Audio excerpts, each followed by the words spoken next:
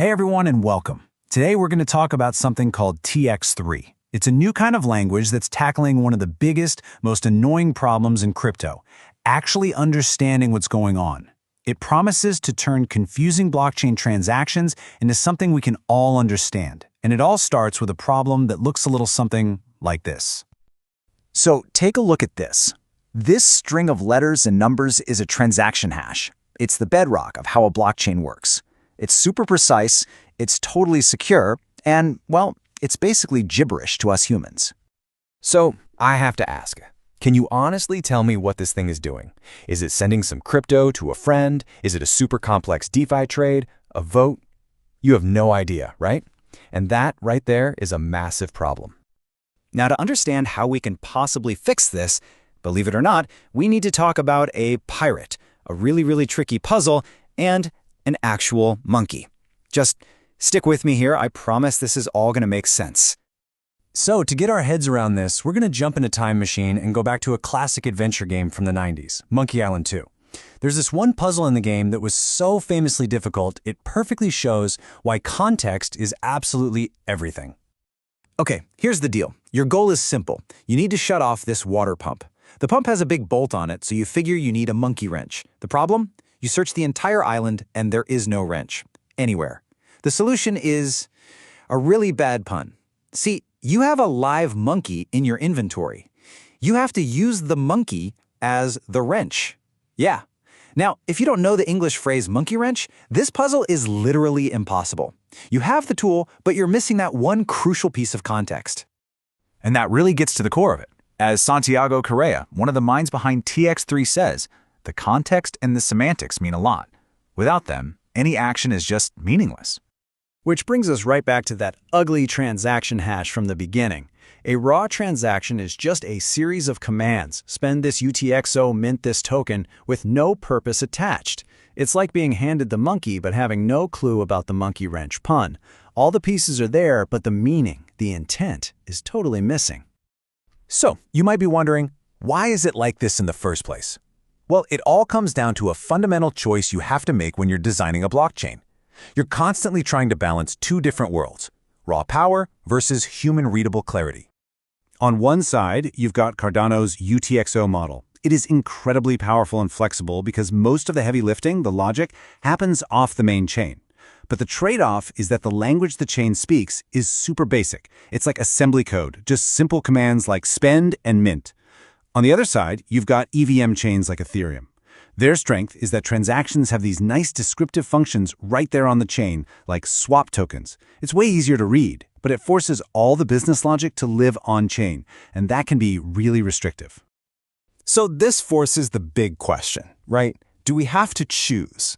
Is it possible to get the raw off-chain power of a system like Cardano, but combine it with the human-readable clarity you see on other chains?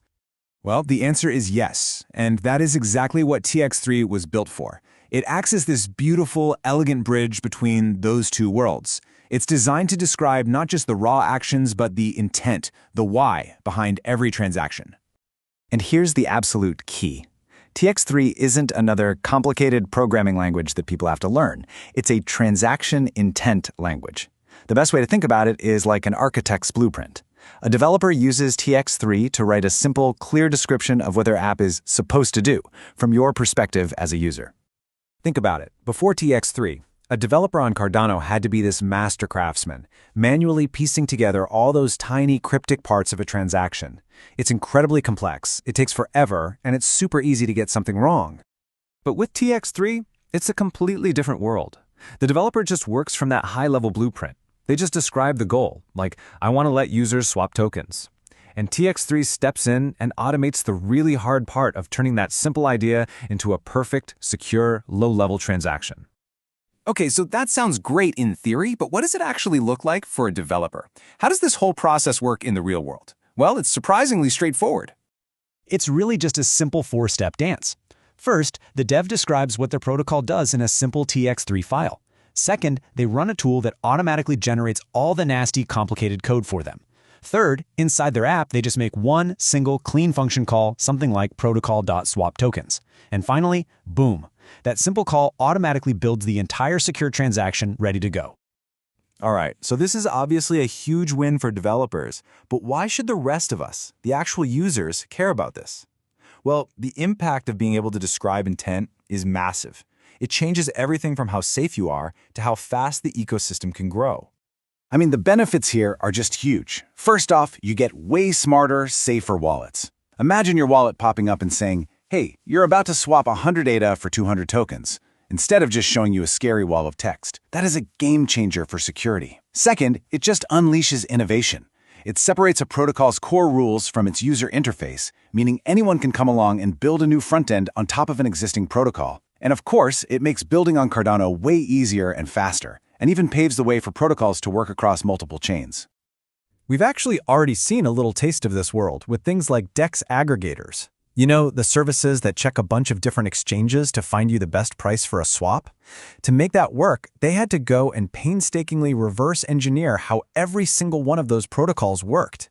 It was a ton of manual effort. TX3 basically flips the script. It wants to make that kind of interoperability the standard, not the rare exception.